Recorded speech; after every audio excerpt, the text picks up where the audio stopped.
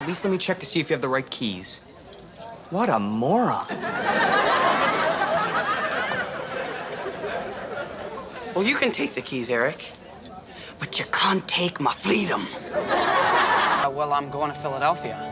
Well, I'm going as far as that farmhouse there.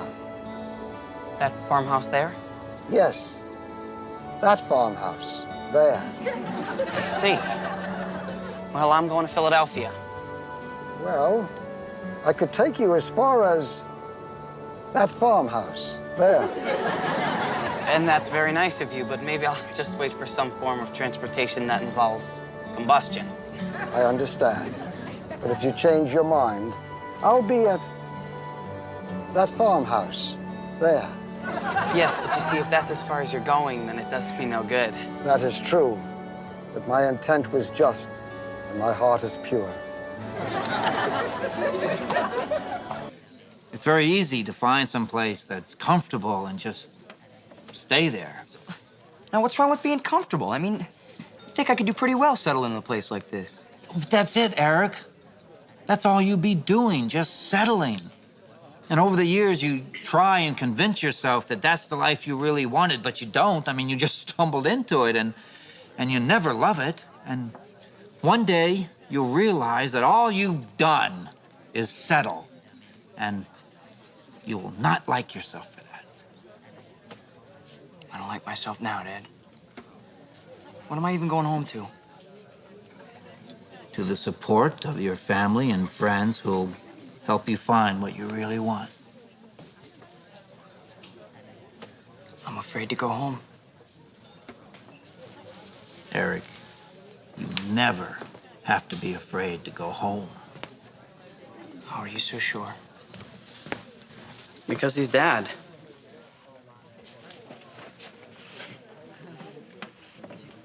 Yeah. That's mostly what I am. She ran away. She ran away for a year, Corey. Deal with it. I have. And you're doing much better. Thanks. Now, how long has it been since I've seen my mother? I don't know. How long do you think it's been? A minute. I saw my mom, Corey. She was right across the street at the Trailer View Motel. She was looking through her window at our trailer. Corey, my mom's back. Corey, aren't you gonna have something to eat? Mom, Brenda, the lunchroom lady, died. Food would hurt too much right now. Oh, the lunchroom lady died? Oh, honey, I'm so sorry. I know. I mean, all those years of serving food to kids who never appreciated her, and then she dies. Some life, huh?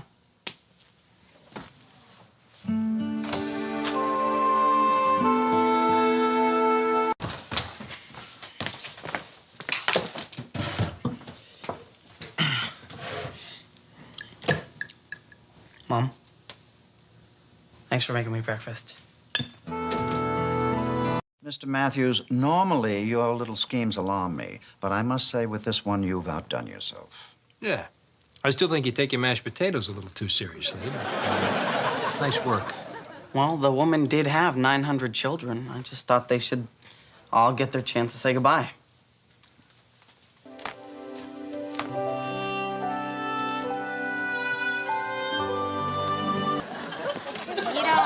You want to see me anymore, do you? Oh, see, it's not just that. I want to put you on a rocket ship and send you to the planet Flafluga. Sean, look what you just made me do. Yeah, sorry, man. Hey, Hunter. Looks like we get to start another day with your dad. Yep, looks like we do, Doug. Well, looks like I'm needed here. Here, here, Dad. Let me take care of that.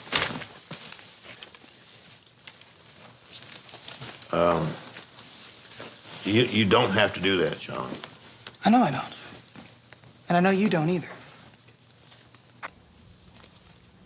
You swear you'll never tell? I swear. Okay, Claire and I aren't doing anything. We never have. The reason she's been staying at my place, her dad hits her. What do you mean he hits her? At night, sometimes. He yells a lot and beats her up. Wait, Claire's dad? He's the vice president of a bank. Yeah, I know. Good job, fancy home, a low-life creep. But I just can't hide her at my place anymore.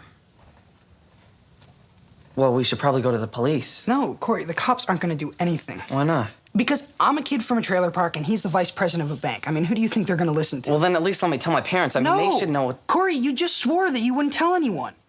I need to know, can I bring Claire here tonight? Well, what about her dad? I mean, won't he be upset if she's not there? What about her mom? Her mom's scared. She's just pretending it's not happening. And Claire's gotten really good at sneaking out. Yeah, I'll call you when my parents go to sleep. I like your house. It reminds me of my aunt's place in Vermont. I spent a summer there once. She had flowers everywhere. Sounds like a great place. You'd wake up in the morning, and even before you opened your eyes, you could smell these flowers. You just knew that everything was all right. I really think if I could tell my parents, they'd know what to do.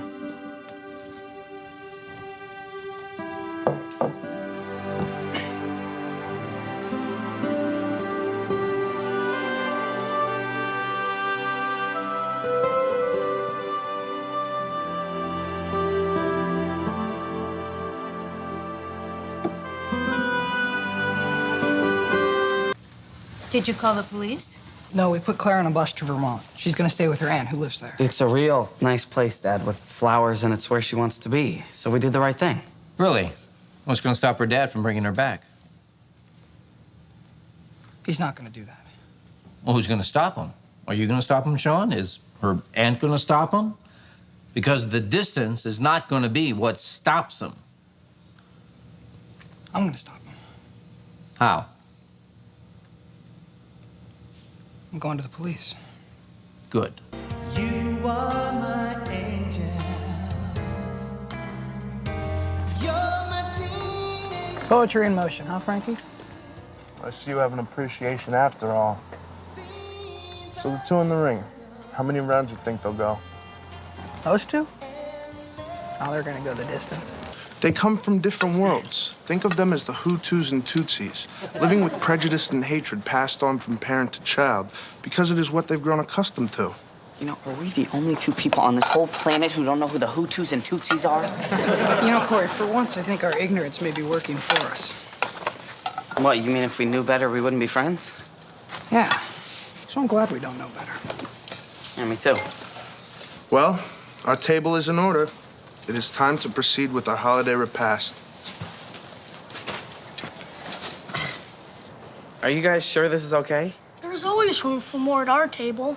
Dear, we're having an emergency meeting of the human race. Y'all have room for us? Yeah. There's always room for more at our table.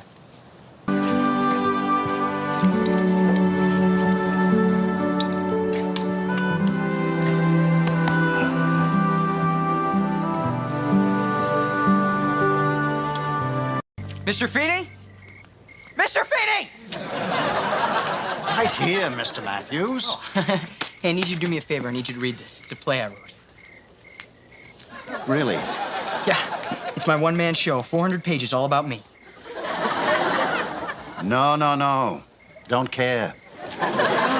No, but this is all about me. I mentioned you in it, too. Just listen.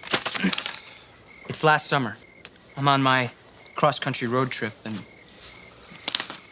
There I was on the dusty, dirty highway. The hot wind howled like a kind of howling, hot, windy thing. It's 8:30 in the morning. I've been working in the dock since 3 a.m. Do you know how cold it is at 3 a.m.? Nippy? Yeah, nippy. Do you want to watch me break my ear off? Sit, darling. I'll make you some hot chocolate.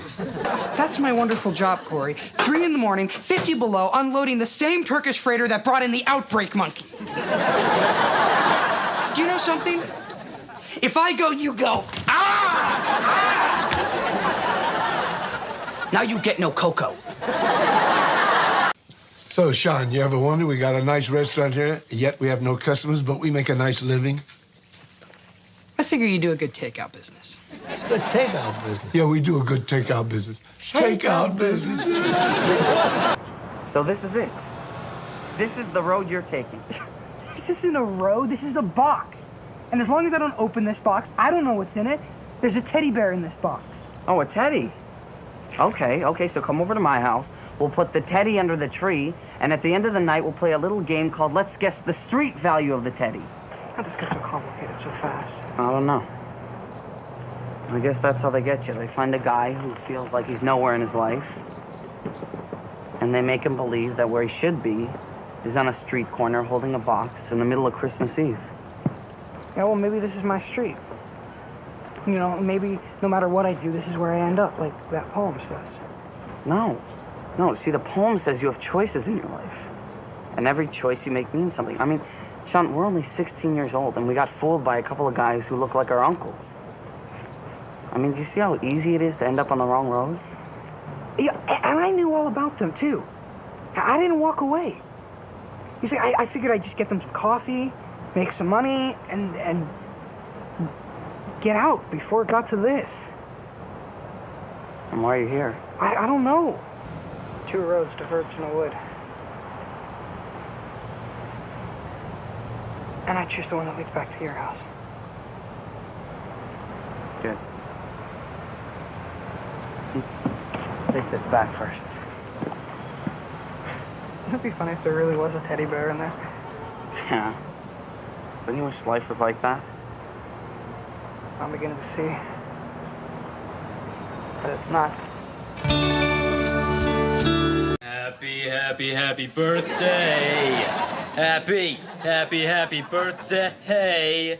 It's his day of birth. Yeah, that's right, his first day on earth. Happy birthday, yeah.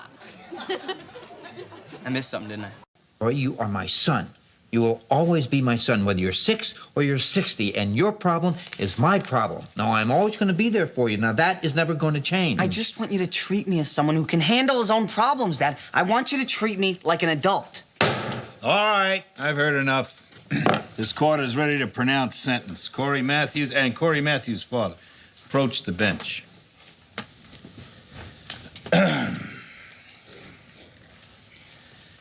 I hereby sentence you to 2 years. What? Today is your 16th birthday, son. That means you have 2 years more of being a kid. Now, I know that seems like hard labor when you have a license in your hand, but from what I can surmise of your home life, you're luckier, Corey, than most who appear before me. And you, Dad, I sentence you to take those 2 years and cherish them. Because they go by too fast. Yes, they do, don't they? It's a speed trap. Good morning, Miss Lawrence, Mr. Matthews, Mr. Hunter.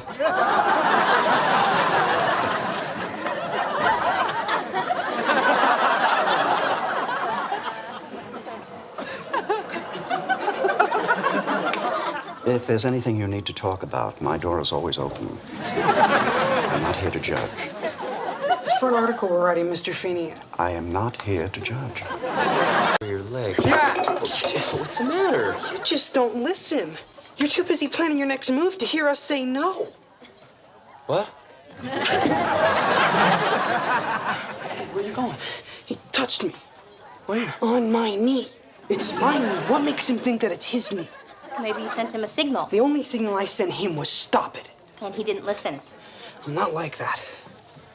I'm not. I never will be again. Okay, well, here he comes. How come there's so many boxes in your room? Corey.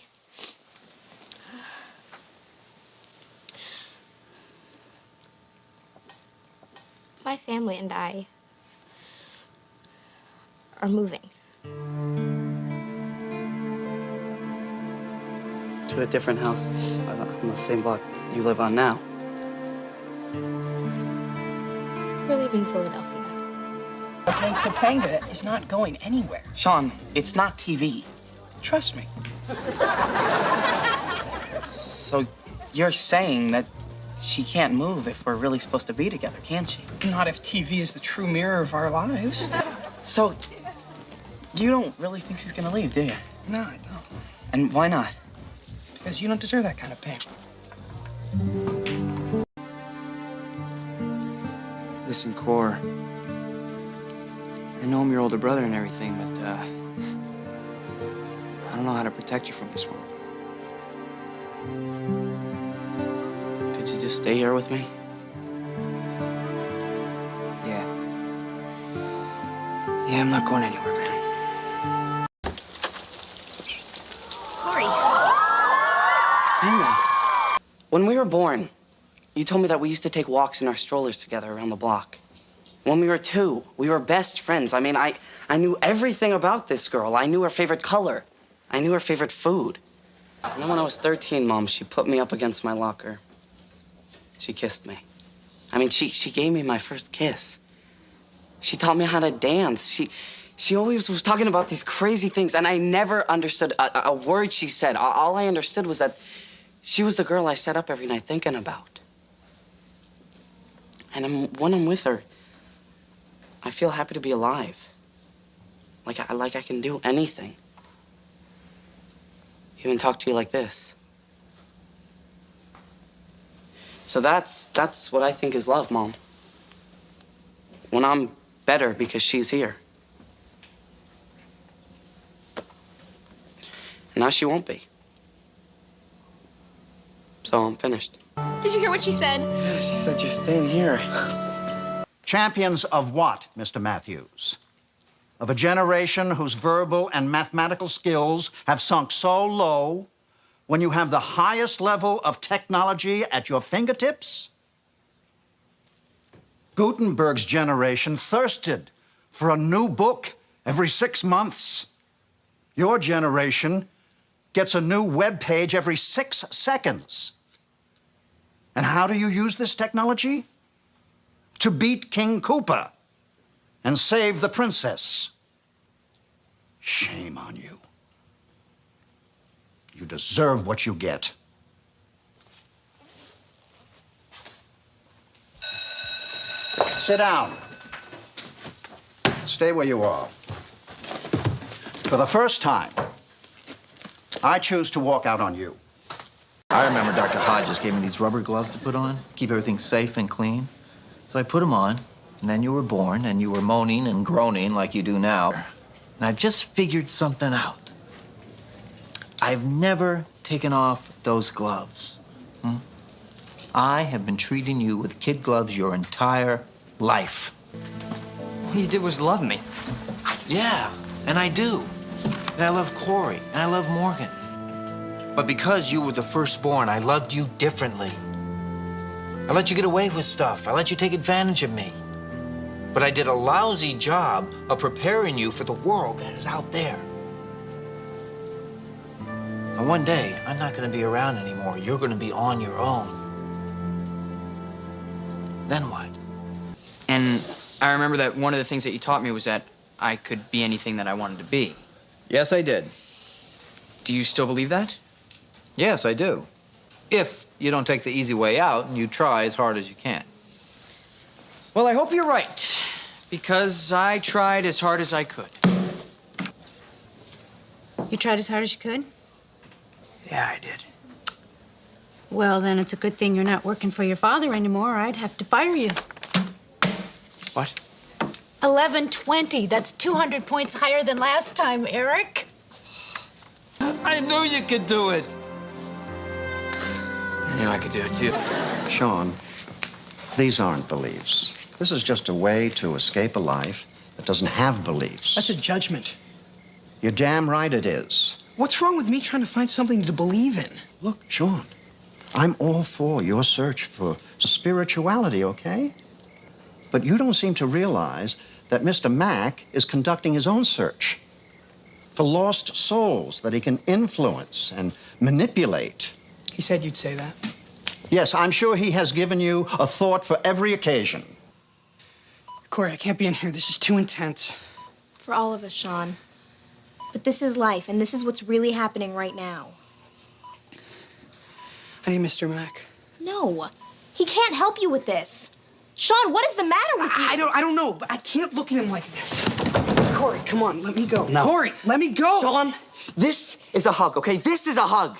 And this is when you hug somebody, when you care about them, and then you want them to know that. Now, you cannot leave here. Do you hear me? Turner took care of you. He loves you. And you love him. Is that real? Or are Mr. Mack and the center real? You decide, but you cannot go. We can go. Don't do this to me, John. I don't do alone real good.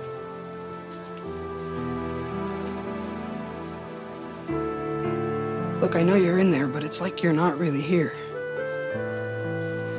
You're not talking, but I know you're here. So I'm just gonna talk.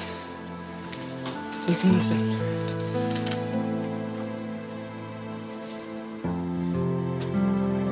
John, even when I was at the center, it was all the things that you taught me that made me wonder if it was the right place for me or not. But you didn't teach me enough. You and Corey and my parents and the Matthews and the handful of people who really care about me, so don't blow me off, John. Don't blow me off, God. I've never asked you for anything, and I never wanted to come to you like this. But don't take Turner away from me. He's not done yelling at me yet. God, you're not talking, but I know you're here. So I'm gonna talk. And you can listen. God, I don't want to be empty inside anymore.